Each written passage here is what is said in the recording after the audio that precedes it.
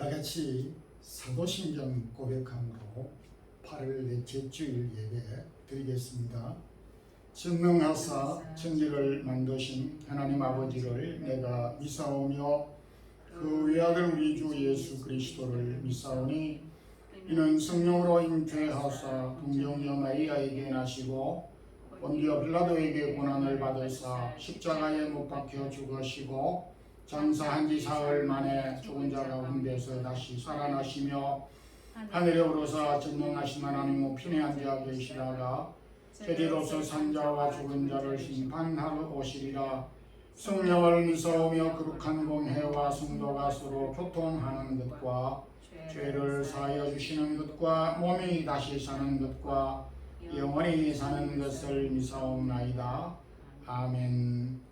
자비하신 하나님 아버지, 오늘도 복된 주일을 우리에게 주셔서 이 날을 기억하고 주 앞에 나와 우리의 마음을 드립니다. 주님, 그동안 무더웠던 날씨와 또 코로나와 경제적인 어려운 상황 가운데서 저희들을 지켜주시고 여기까지 인도해 주셨음을 감사합니다. 바라옵기는 주의 사랑하는 모든 성도들이 이런 고난과 역경 가운데서도 넘어지지 않고 주께서 허락하시는 믿음과 은혜와 또한 동행해 주시는 주의 능력을 힘입고 강건하고 우리의 일상을 잘 감당할 수 있기를 원합니다. 세운 몸된 사랑의 교회를 지금까지 지켜주시고 온 성도들을 통하여 섬기게 하여 주심을 감사합니다. 복음을 위하여 세운 몸된 교회가 선교의 사명과 진리를 선포하는 일들과 사랑을 베푸는 이 일들을 게을리하지 않는 교회로 삼아 주시기를 원합니다.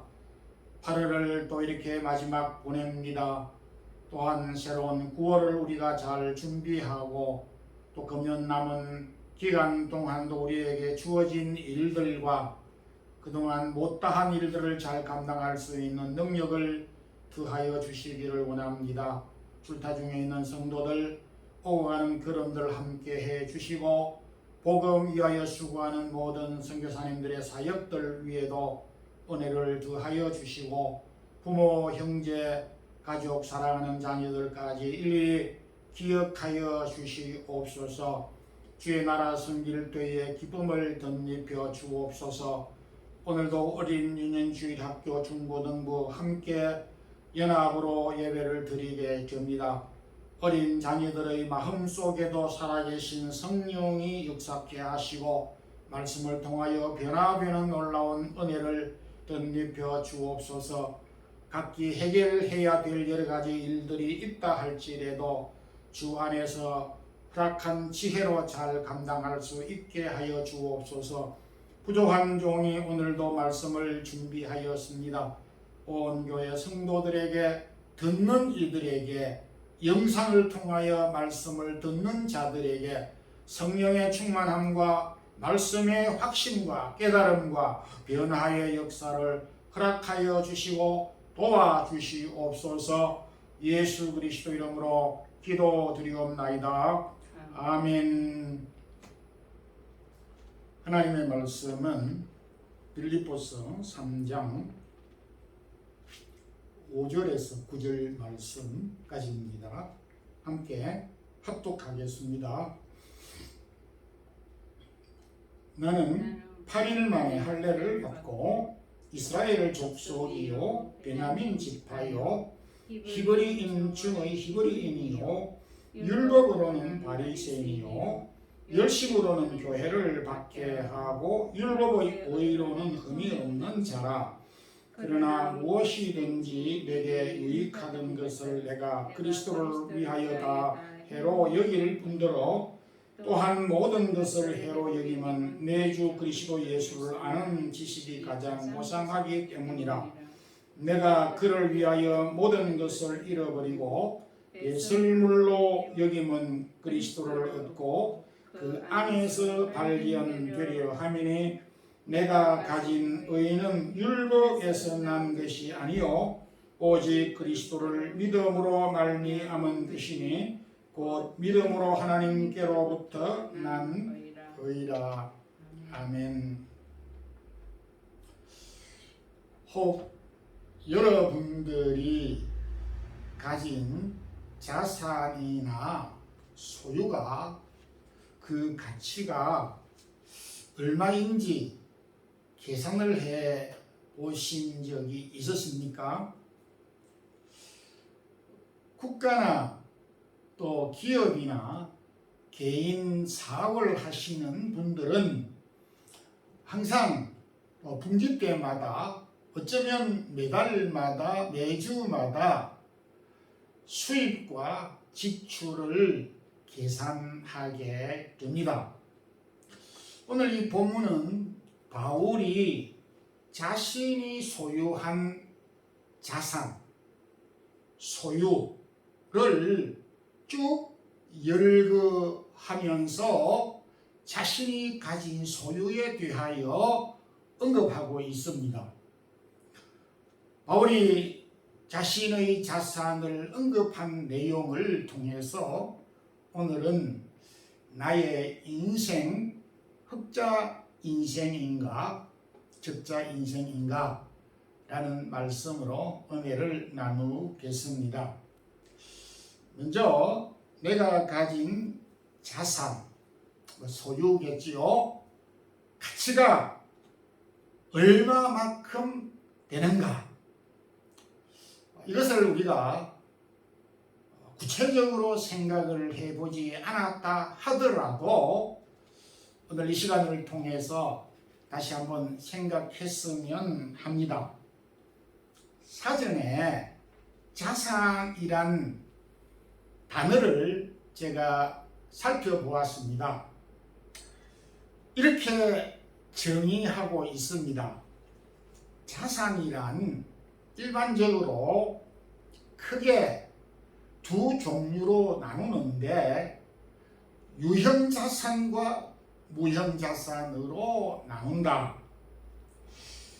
유형자산은 현금, 토지, 건물 등을 말하며 무형자산은 경제적인 효과가 있는 것으로 기술이나 재능이나 특권이나 저작권 같은 것을 말한다 라고 적고 있습니다.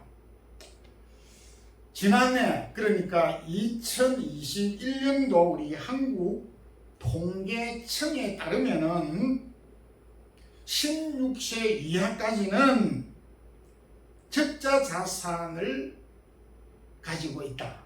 이건 뭐 개인에게 적용되기보다도 전체 통계적으로 나온 것이기 때문에 개인적인 경우로는 다를 수가 있습니다.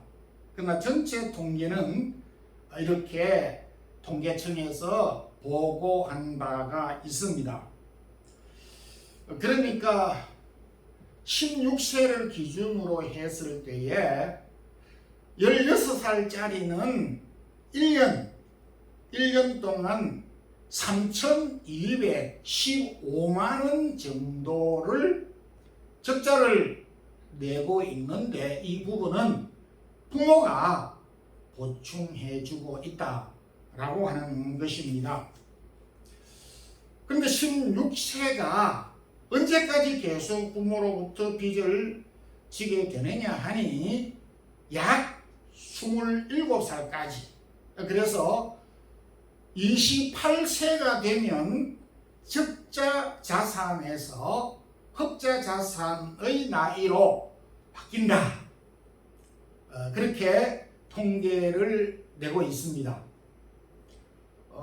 개인적으로는 그보다 늦게 적자 자산을 가질 수가 있고 또 그보다 일찍 흑자 자산을 가질 수도 있습니다.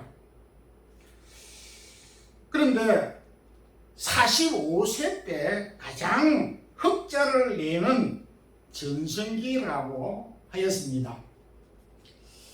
이 말은 어느 정도 공감이 되는 것으로 지금 45세 전후 시대에 살고 있는 분들은 인생에 있어서 가장 황금기, 경제적으로 흑자 인생을 살아갈 수 있는 그런 연령이다, 이렇게 이해할 수가 있습니다.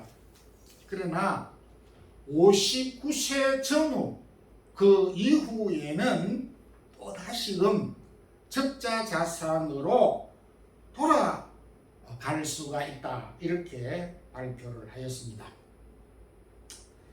여러분들은 이 통계에 대해서 어떻게 생각을 하십니까? 공감되는 부분도 있고 또 그렇지 않는 부분도 있을 것입니다.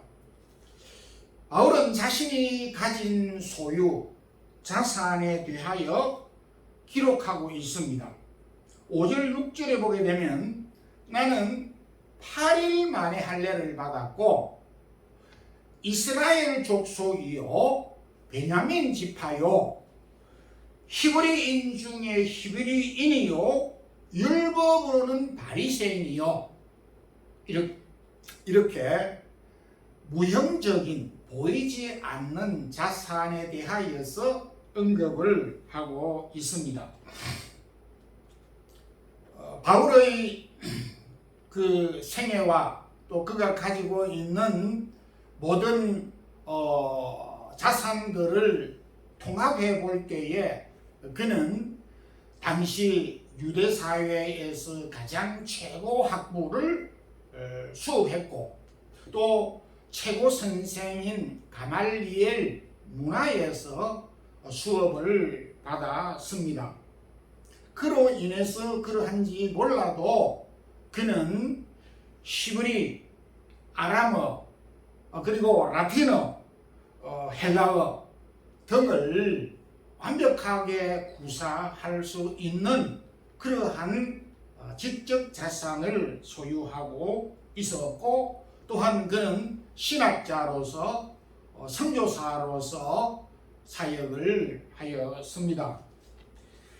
그는 히브리서를 포함해서 14권의 성경을 기록하였는데 오늘날 많은 작가들이 책을 한 권 내면은 그 지적 자산, 저작권이라고 하는 것이 있는데 상당히 수입이 좋습니다. 만약에 오늘 형편과 같은 것으로 계산을 한다고 했을 때에 바울이 기록한 14권의 성경의 저작권을 받는다면은 그 값이 얼마나 되겠습니까? 세르반테스가, 셰익스피어가 여기에 따라올 수가 있겠습니까? 그 어떤 사람도 바울의 저작권을 넘볼 수 없고 넘을 수 없는 정도로 타의 추종을 불허하는 지적 저작권을 가지고 있었습니다. 오늘날도 자신이 가문이나 또 어떤 학문이나 또 배경 등이 보이지 않는 무형 자산으로 그렇게 계산을 하고 있습니다.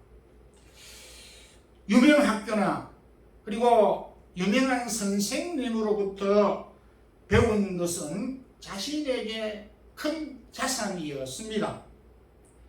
이력서를 기록할 때도 몇 년도부터 몇 년도까지 어느 학교에서 수업을 하고 졸업을 했고 몇 년도부터 몇 년도까지는 어떤 선생님으로부터 내가 배웠다. 특히 예능 분야에 대하여서 만약에 누가 저는 세르반테스에게 스바나 문학을 배웠다. 세르반테스는 나의 스승이다라고 했을 때에 그 사람의 가지고 있는 지적 자산은 이루 말할 수 없이 클 겁니다. 나는 도밍고에게 성악을 배웠다. 라고 할 때에 그 사람 대단히 유명한 사람이다. 그 도빙고에게 성악을 배웠다는 것만으로도 그에게 있어서 많은 특혜가 될 수가 있습니다. 35년간 베를린 필하모닉 오케스트라 상임 지휘자인 카라얀이라고 하는 지휘자가 있었는데 그가 무려 세계 최고 필하모닉인 베를린 필하모닉에서 35년간 상임 지휘자로 역임했습니다. 현존하는 지휘자 가운데 이보다 뛰어난 지휘자는 없다라고 말을 하고 그가 지휘한 음악의 음반이 그가 생전에 사후에 팔린 것만 해도 3억 장이 넘는 것으로 그래서 어떤 지휘자도 이 카라얀보다 더 많은 음반을 판매한 지휘자가 없다라고 그렇게 기록하고 있습니다. 그가 죽기 전 2년 전 데뷔한 지 2년 되는 조수미 씨가 카라얀을 만나서 픽업이 됐고 그리고 지도를 받으면서 일약 스타덤에 오르면서 그의 인생이 펼쳐지게 되어졌습니다. 지금도 조수미는 카라얀으로부터 음악을 배웠다 이렇게 말을 하고 있습니다. 우리가 외국에 살면서 언어의 중요성을 우리가 모를 리가 없습니다. 잘 알고 있습니다. 제가 저희 아이들이 중고등학교를 다닐 때에 이런 말을 하였습니다. 지식을 돈으로 환산하는 것은 맞지 않지만은 한국인으로서 외국어, 서바나, 영어, 프랑스, 독일어 어느 한 언어를 모국어처럼 마스터하는 가치는 돈으로 가히 환산을 할 수 없지만 이해를 돕기 위해서 참고적으로 말을 한다면 나는 개인적으로 한 언어를 모국어처럼 구사를 할 수 있다면 그 가치는 우리 한국 돈으로 5억 정도의 가치는 있을 것으로 생각한다 라고 공공연하게 말한 적이 있습니다. 여러분들이 한국 사람으로서 외국어를 모국어처럼 구사를 하려면 즉 영어를 모국어처럼 구사를 하려면 영국이나 미국에 가서 몇 년 동안 공부를 해야 되겠습니까? 몇 년 동안 공부를 하면서 언어를 익히는데 거기에 투자해야 되는 돈이 얼마이겠습니까?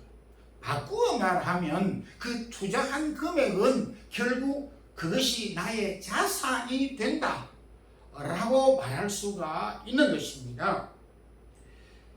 지식을 보이지 않는 무형자산을 보이는 유형자산으로 직접적으로 환산하는 것은 정확지 않을 수 있을지도 모르지만은 참고적으로 우리가 생각할 때에 그렇게도 말할 수가 있다라는 것입니다. 그래서 여러분들이 이 외국에 살면서 외국어에 대하여서 관심을 가지고 더 많은 노력을 할 필요가 있다는 것을 말씀을 드리는 것입니다. 이런 관점에서 볼 때에 내가 대학을 졸업했다면 그 자산은 얼마이겠는가? 내가 결혼을 했다면 결혼하기까지의 전 과정을 계산을 할 때에 얼마만큼의 자산이 투자되었는가를 생각할 때 바꾸어 말하면 얼마만큼 자산을 가진 것이냐라고도 표현할 수 있다라는 것입니다. 내 인생에 어떤 기술을 가지고 있다면 그 기술은 얼마만큼의 자산이 되겠느냐, 가치가 있겠느냐 하는 것을 생각해 볼 수가 있습니다. 그런 점에서 우리는 태어나서 지금까지 나이에 상관없이 적자 인생은 없다, 그렇게 감히 단언할 수가 있을 것입니다. 여러분들은 지금 출생한 이후 지금까지 계산을 하였을 때에 적자 인생입니까? 흑자 인생입니까? 태어날 때보다 모자라게 가지고 있는 사람은 아직 제가 본 적이 없습니다. 그런 점에서 저와 여러분은 현재 부족한 것이 있지만은 흑자 인생으로 살아가고 있다, 감히 말할 수가 있는 것입니다. 그런 점에서 나는 이것도 없고 저것도 없고 이것도 모자라고 저것도 모자라고 아무것도 가진 것이 없다 라고 말할 수가 있겠느냐 하는 것입니다. 우리는 한 달란트 받은 자와 같이 이 한 달란트 이것 가지고 무엇을 해?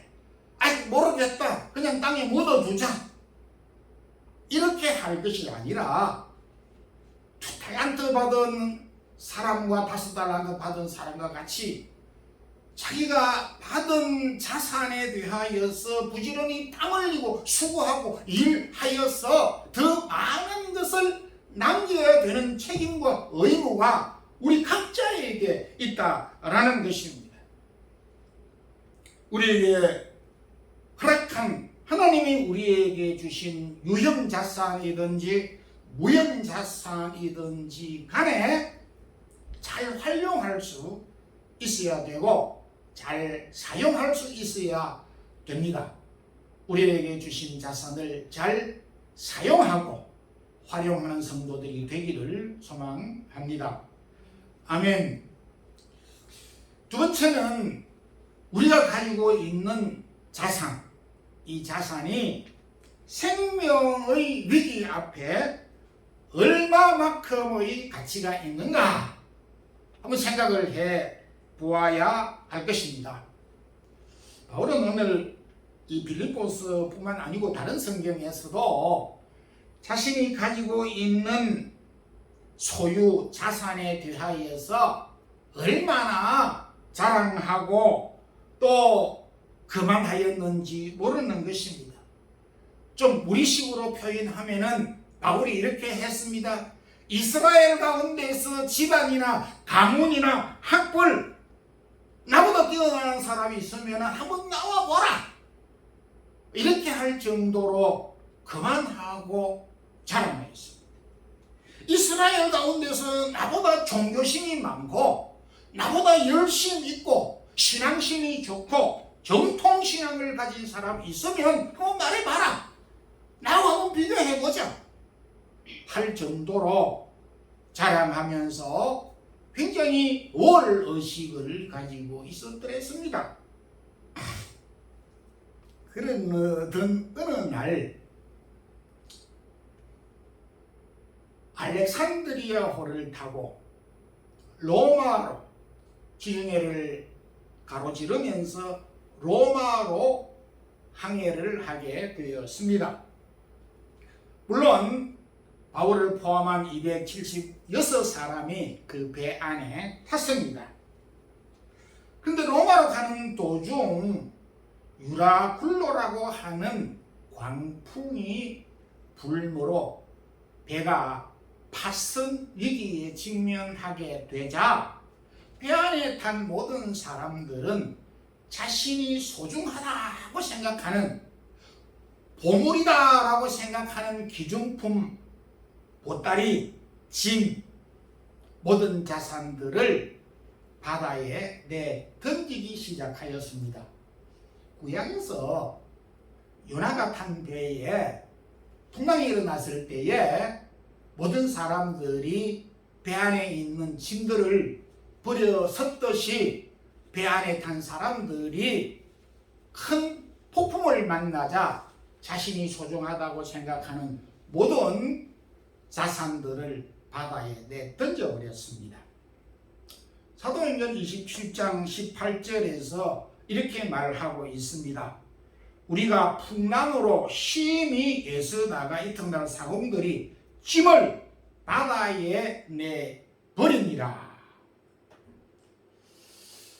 배 안에 실려 있는 짐은 제가 낱낱이 살펴보지 않아서 모르지만은 적어도 당시의 배는 화물선 또 거기에는 사람이 타는 그런 배였습니다.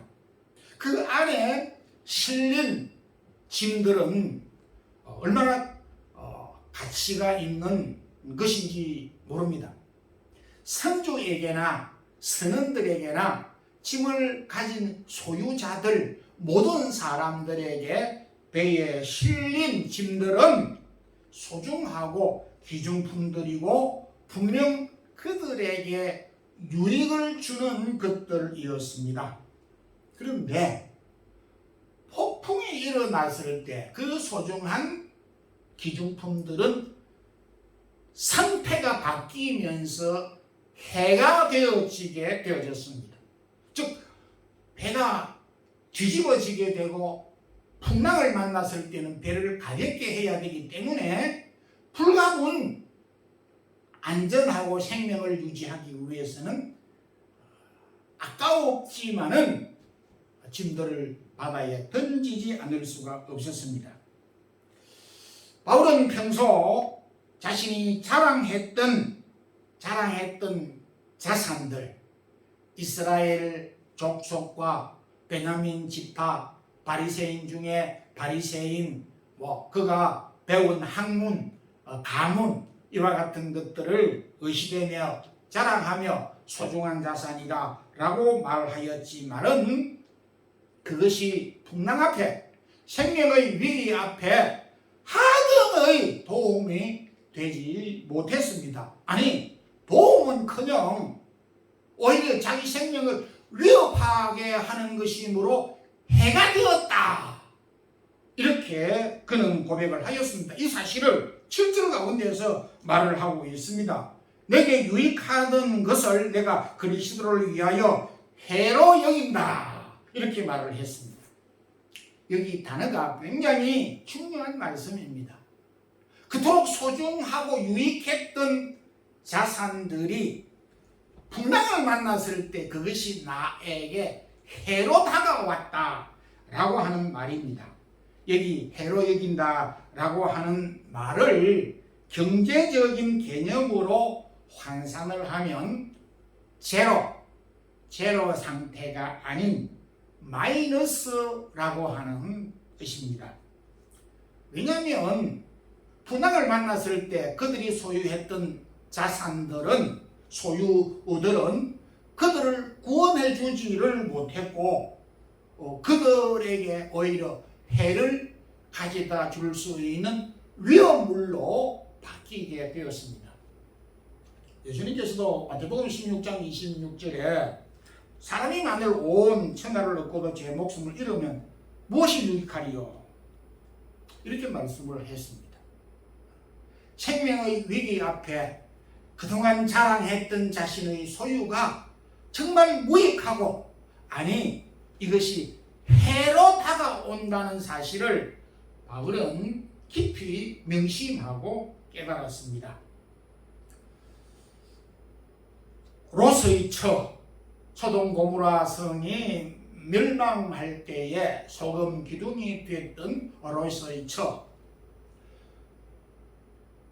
소돔 고모라 성이 멸망하기 전까지 롯의 처가 가지고 있었던 소유와 자산들은 그에게 참으로 유익하였을지라도 소돔 고모라 성이 멸망할 때 그가 가지고 있는 자산과 소유는 그의 생명을 앗아가고 그의 생명을 빼앗아가고 말았던 것이므로 롯의 처가 가지고 있는 그 자산은 제로가 아니라 그의 생명을 빼앗아갔으므로 마이너스 효과를 가져온 것이 되는 것입니다. 보충해서 설명드리고 이해를 돕기 위해서 설명을 드린다면 피난길에 보따리는 필수적입니다. 추운 겨울 또 뭐 더운 그리고 길을 가다 보게 되면 먹을 양식이 필요하기 때문에 이 보따리에 준비를 해야 되는 것입니다. 얼마나 소중한지 모릅니다. 그런데 그 소중한 보따리를 너무 지키려고 하다가 데리고 가는 아이를 잃어버리게 했다면 그 보따리는 오히려 피난길을 나서는 그 사람에게 유익을 주는 것이 아니라 해가 되는 것이 그것과 비슷한 것입니다. 그러나 노아와 그 가족은 하나님께서 세상을 물로 심판하신다고 하셨을 때에 방주를 준비함으로 온 가정이 구원을 받았습니다. 노아의 그 가족은 생명 앞에 방주를 예비함으로 그의 삶의 결말은 흑자 인생이 된 것입니다. 그래서 예수님께서도 홍수를 대비하여서 반석 위에 집을 짓는 자가 지혜로운 자다 이렇게 말씀하였습니다. 성도 여러분, 여러분이 가지고 있는 자산, 앞서 제가 말씀드린 바와 같이 적자 인생은 없습니다. 여러분들이 가지고 있는, 저와 여러분이 가지고 있는 자산은 분명히 경제적으로 환산할 때 적자가 아닌 흑자입니다. 그런데 이 흑자 자산이 생명의 위기 앞에 그것이 우리를 건져줄 수 있겠느냐라고 하는 것입니다. 우리가 가지고 있는 이 자산이 물에 빠졌을 때에, 다이아몬드가 우리가 물에 빠졌을 때에 우리 생명을 구원해 줄 수 있는 것이겠느냐 하는 것입니다. 우리가 그토록 믿고 의지하고 있던 이 자산이 우리의 생명을 건져줄 수 없다면 우리의 인생의 결산은 마이너스입니다. 제로가 아니라 마이너스 인생이라고 하는 것입니다. 우리의 인생을 결코 마이너스로 끝낼 수는 없다라는 것입니다. 바울도 여차하면 인생을 제로가 아닌 마이너스 인생으로 끝내버릴 수가 있었습니다. 그러나 마지막에 그가 제로가 아닌 마이너스 인생을 다시 만회할 수 있는 기회를 가지고 이 성경을 기록하게 된 것입니다. 바울은 우리에게 마이너스 인생을 살지 않도록 흑자 인생을 살도록 오늘 이 본문을 주셨기에, 그러면 우리가 어떻게 흑자 인생으로 살 수 있을 것인가? 우리가 마지막으로 함께 생각을 하겠습니다. 바울은 다메섹으로 가는 도중 주님을 만났습니다. 이것이 7절 8절에 기록하고 있습니다. 그가 그 전에 예수 그리스도가 누구인지 알기는 알았을지라도 잘못 알고 있었습니다. 그런데 다메섹으로 가는 도중 예수 그리스도를 만났습니다. 예수 그리스도를 만나고 난 다음에 생각과 가치관이 바뀌었고, 그가 가지고 있는 소유와 자산의 개념도 바뀌게 됐습니다. 그래서 7절 8절에 모든 것을 해로 여김은 내주 그리스도 예수 그리스도를 아는 지식이 가장 고상함으로 인함이라 이렇게 말씀을 하였습니다. 그리스도를 만나기 이전에 그토록 자랑하고 그리고 참 어시되던 그 자산이었지만은 예수 그리스도를 만나고 난 다음에 그토록 자랑하던 소유나 자산이 마치 태양 앞에 촛불과 같이 보잘것없고 볼품 없었다는 사실을 발견하게 된 것입니다. 그래서 그는 자신이 자랑하던 소유물을, 자산을 그리스도를 만나고 난 다음에 배설물로 버려야 되는 것으로 생각을 하였습니다. 이후 그는 골로새 교회 편지를 보낼 때 골로새 2장 3절에 예수님 안에는 지혜와 지식의 모든 보화가 감추어져 있느니라, 이렇게 그가 고백하면서 편지를 보냈습니다. 성도 여러분, 예수 그리스도 안에 무엇이 감추어져 있다 했습니까? 모든 지혜와 모든 지식과 그리고 모든 보화가 예수 그리스도 안에 감추어져 있다라고 하는 것입니다. 그러니까 이 사실을 바울이 발견하고 난 다음에, 아하, 내가 그토록 소중하게 생각하고 값어치 있다라고 했던 자산이 별것 아니구나 하는 것을 깨닫게 되었던 것입니다. 이 사실을 누구보다 일찍이 알았던 다윗은 시편 23편 1절에 여호와는 나의 목자시니 내가 부족함이 없으리로다, 이렇게 고백을 주셨습니다.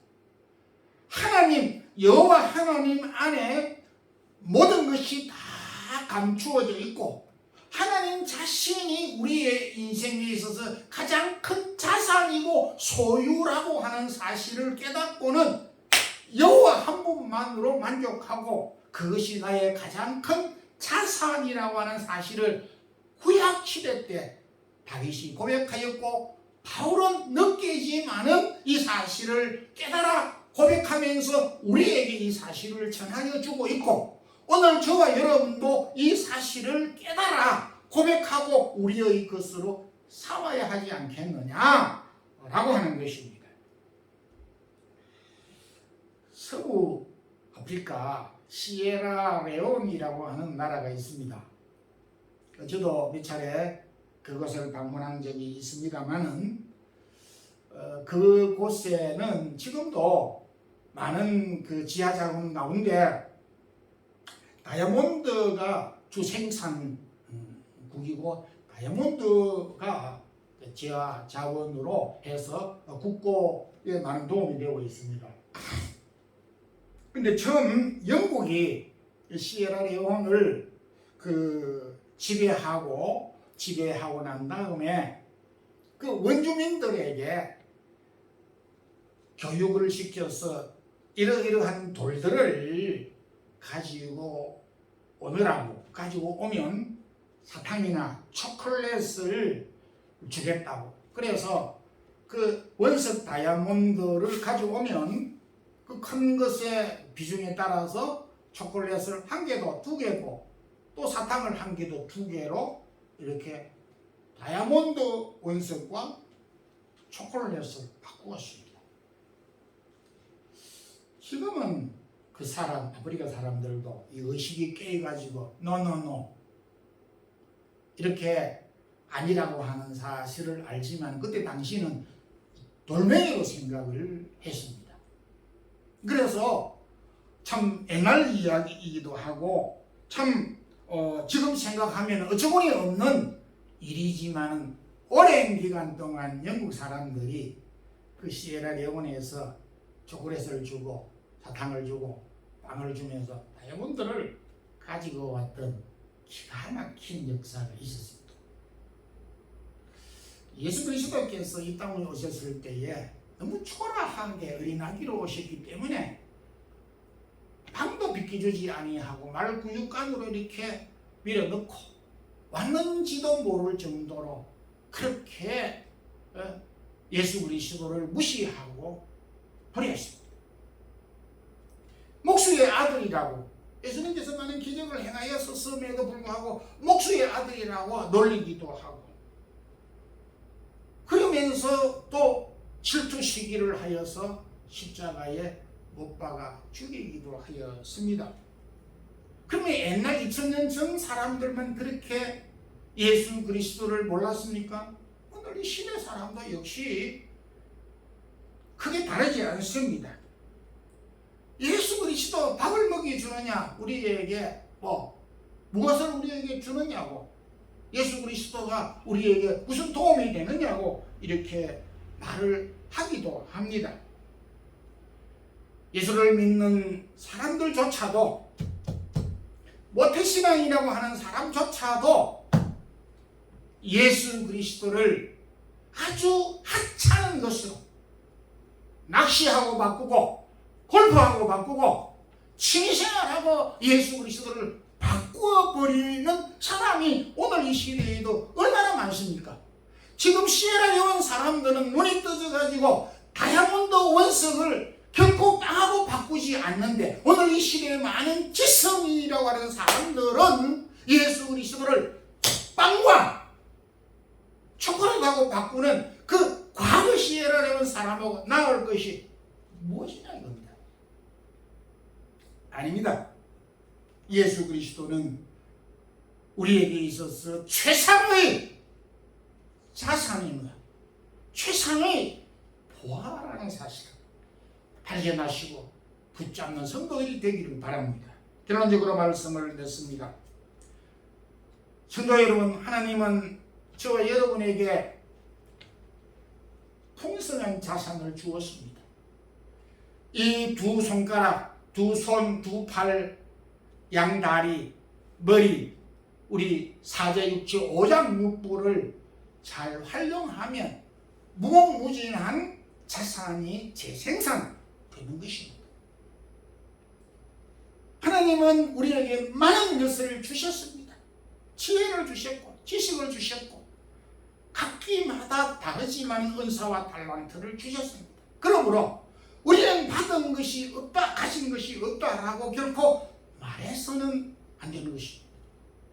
그럼에도 우리가 가지고 있는 소유나 자산은 한계가 있다는 것입니다. 우리에게 유익을 주는 자산이지만은 이 우리가 가지고 있는, 현재 가지고 있는, 우리에게 혜택을 주고 있는 이 자산은 한계가 있다는 것입니다. 언제? 생명의 위협을 느낄 때에 그 자산은, 우리가 자랑하는 그 자산은 유형 무형 자산이든지 간에 그 자산은 우리에게 유익을 주기보다 때론 바울이 고백하였듯이 해가 되는 회로 돌아올 수 있다는 사실을 명심해야 되는 것입니다. 그럴 때 우리의 인생은 흑자가 아니고 적자로 다시 돌아가 버리는 것입니다. 경제적으로는 우리가 현재 흑자 인생을 살아간다 할지라도 생명의 위기 앞에서 그 자산이 우리의 생명을 건져주지 못한다면 우리가 가지고 있는 이 자산은 우리를 흑자가 아닌 적자로 만들어버리기 때문에 우리가 가지고 있는 현재의 자산은 해가 되는 인생을 마이너스로 만들어버리는 자산이라는 사실을 또 기억해야 되는 것입니다. 어떻게 우리의 인생을 흑자 인생으로 살 수 있겠습니까? 비록 우리가 온 천하를 얻고도 예수 그리스도를 소유하지 못한다면 제로가 아닌 흑자, 마이너스 인생이 되는 것입니다. 우리가 적자 인생으로 살지 않기 위해서는 예수 그리스도를 소유로 삼아야 되는 것입니다. 예수 그리스도를 나의 가장 큰 보화, 큰 소유, 자산으로 삼고 흑자 인생으로 사는 우리 모든 성도들이 되기를 주님의 이름으로 축원합니다. 아멘. 기도드리겠습니다. 주님 감사합니다. 8월 마지막을 보내면서 오늘도 바울이 가진 자산들을 통하여 우리의 경제적인 자산과 영적인 자산들을 대비할 수 있는 시간을 주셨음을 감사합니다. 하나님께서 우리에게 크고 작은 자산을 허락하셨기에 잘 사용할 수 있는 저희들이 되게 하여 주시고, 우리가 소유한 자산이 한계가 있음을 깨닫고 예수 그리스도 없는 인생은 결코 마이너스 인생이 될 수밖에 없음을 알고 예수 그리스도를 소유함으로 흑자 인생으로 살아가기를 힘쓰는 우리 온 교회 성도들이 되게 하옵소서. 오늘도 우리의 몸과 마음과 귀한 예물을 주 앞에 드렸습니다. 주의 사랑하는 성도들의 가정과 자녀들과 하는 일들과 기업들 위해 축복하여 주시고, 어려운 여건 가운데서도 주의 사랑하는 성도들의 기업들이 30배, 60배, 100배의 열매를 맺을 수 있는 축복을 더입혀 주시옵소서. 주 예수 그리스도의 크신 은혜와 하나님 우리 아버지의 무한하신 사랑과 성령의 교통하심이 예수 그리스도를 우리 인생의 가장 큰 부활로 삼고 사는 우리 모든 성도들에게 이제부터 영원토록 함께 있을지어다. 아멘.